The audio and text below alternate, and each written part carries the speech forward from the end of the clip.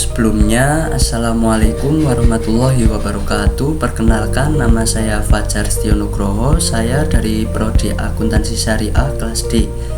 Di sini saya ingin menjelaskan sedikit isi dari buku yang saya rangkum. Judulnya yaitu Rahasia Basmalah dan Hamdalah, kajian mendalam buku Jalaluddin Rahmat. Pengenalan buku dan penulis.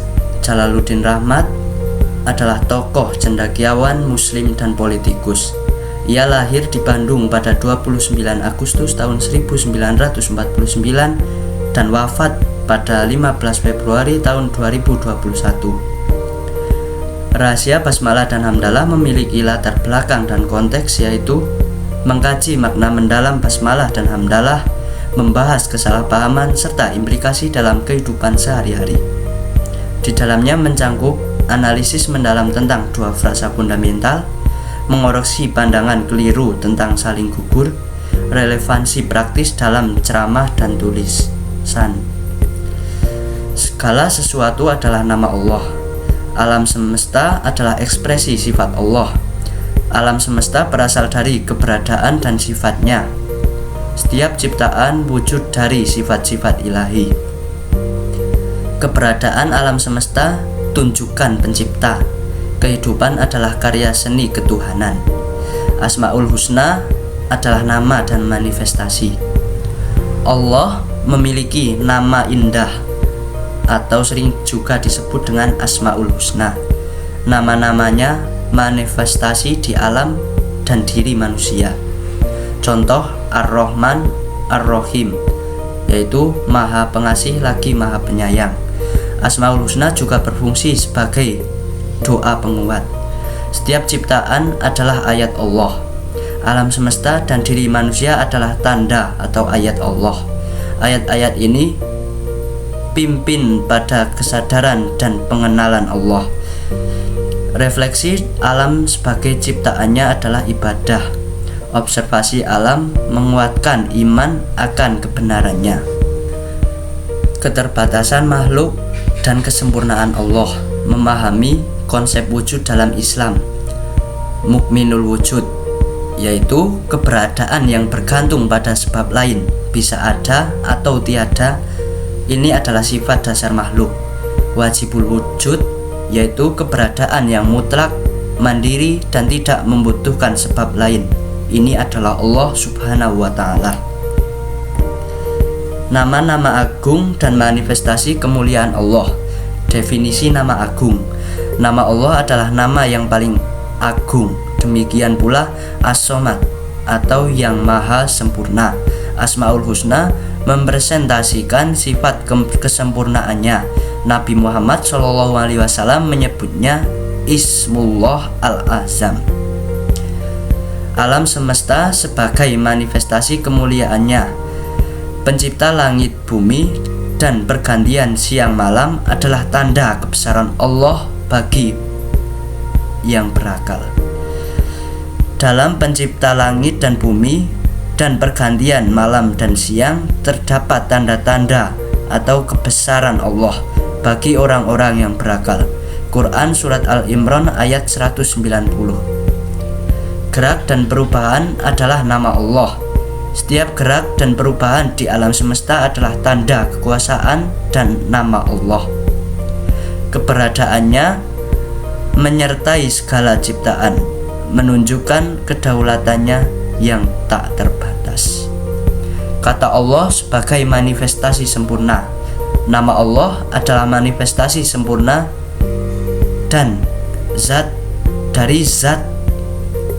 dari zat dan sifatnya yang maha agung, mencangkup seluruh kesempurnaan, keesaan, dan kekuasaan ilahi.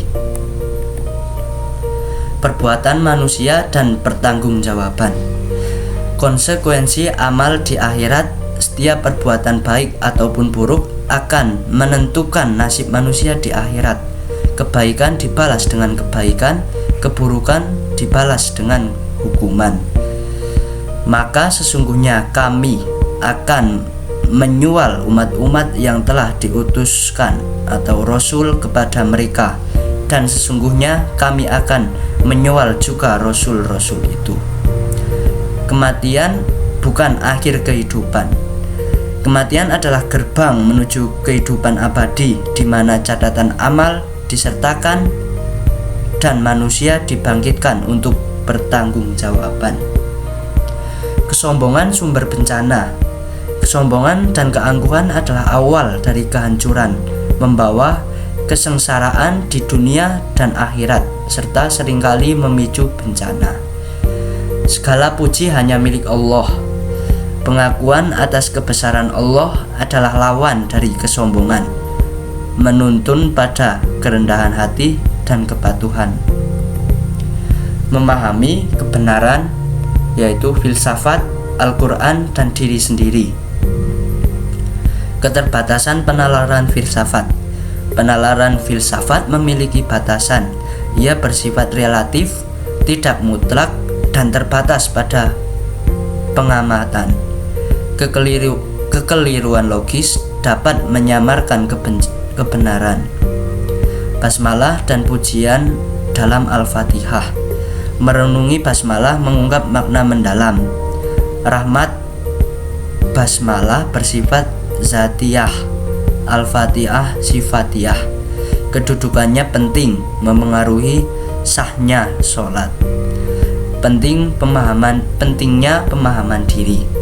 Memahami kebenaran sejati memerlukan pemahaman mendalam tentang diri sendiri sebagai cerminan ciptaan ilahi dan potensi internal. Al-Quran tanpa hadis dan doa. Mengabaikan hadis dan doa merupakan godaan. Keduanya penting sebagai pelengkap dan penjelas Al-Quran. Tanpanya, pemahaman keislaman menjadi tidak utuh. Egoisme dan tujuan para nabi. Cinta diri dan egoisme adalah musuh berbahaya.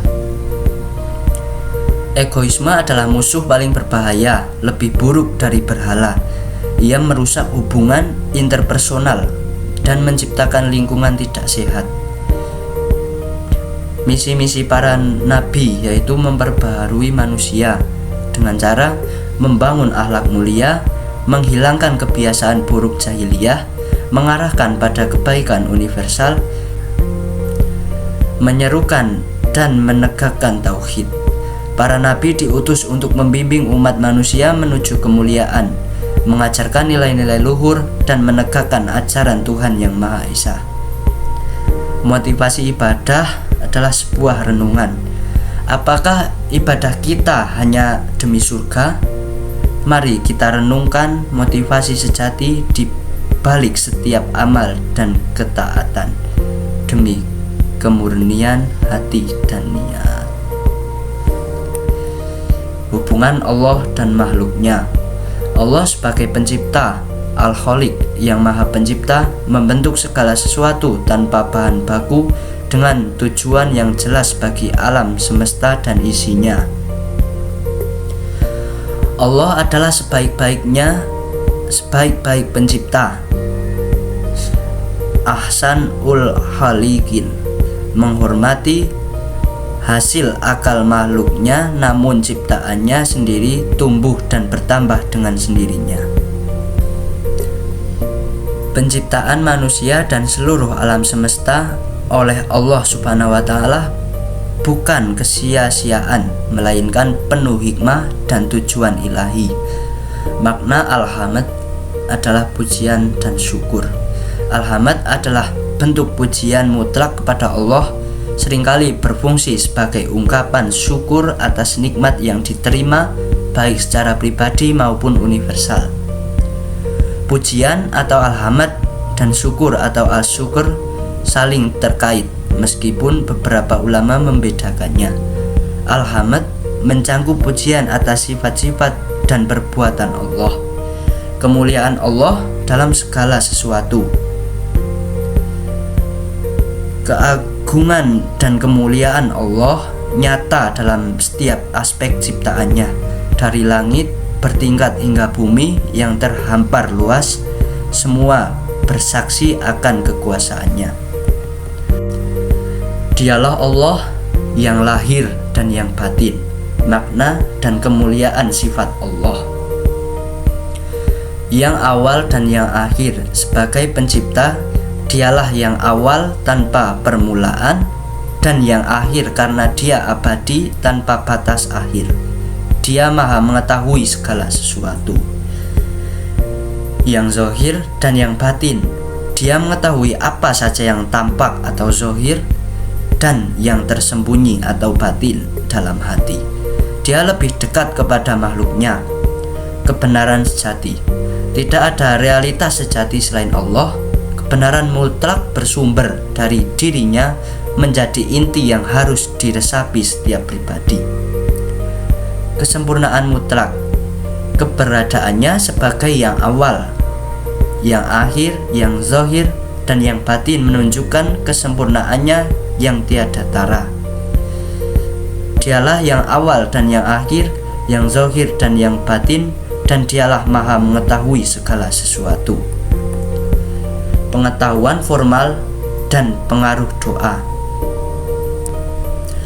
Distraksi intelektual dan modernitas, kebisingan modern, notifikasi, deadline, percakapan grup, pikiran berkelana ke urusan duniawi, cicilan, hubungan masa depan, hati terputus atau offline dari ketenangan spiritual, fokus berlebihan pada online, melalaikan offline, bangkit demi kesadaran Allah, mengingat Allah di saat lapang membentuk kesadaran intelektual yang mendorong kebaikan akhlak agar Allah mengenalimu di saat susah.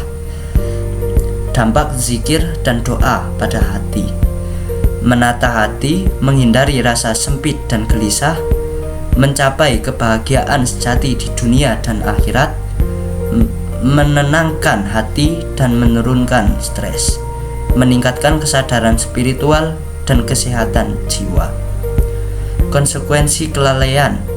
Kelalaian dalam mengingat Allah dan mengabaikan hadis serta doa dapat menjauhkan hati dari ketenangan, menyebabkan kegelisahan dan hilangnya kebahagiaan sejati yang merupakan kebutuhan mutlak setiap manusia atau seorang umat muslim. Melampaui tirai bahasa, menyatukan kelompok dan ungkapan. Bahasa berfungsi sebagai kekuatan pemersatu, membentuk identitas dan makna bersama yang terlampaui interpretasi literal. Mata, telinga, tangan Allah adalah terminologi sufi. Istilah sufi menawarkan bahwa spesifik untuk menggambarkan keadaan spiritual melampaui makna harfiah. Hubungan Allah dan ciptaannya, menjelaskan sifat hubungan ilahi yang mendalam dan abstrak, menuntut pemahaman di luar bahasa konvensional. Memahami esensi simbolis, pentingnya melihat di balik tirai simbol untuk menggenggam esensi spiritual dan makna mendalam yang disampaikan. Jadi kesimpulan dan refleksi, ini ada poin-poin kunci, yaitu memahami makna basmalah sebagai awal dari segala perbuatan baik, menghayati hamdalah sebagai bentuk syukur atas nikmat Allah, mengintegrasikan keduanya dalam setiap aspek kehidupan. Penerapan sehari-hari, membiasakan basmalah sebelum memulai aktivitas, mengucapkan hamdalah setelah menyelesaikan sesuatu, dan menerapkan nilai-nilai positif dalam interaksi sosial dan pekerjaan. Mungkin itu saja yang dapat saya presentasikan. Jika banyak kesalahan atau tutur kata yang tidak sesuai, mohon untuk dimaafkan. Sekian dari saya. Wabillahi taufiq wal hidayah. Wassalamualaikum warahmatullahi wabarakatuh.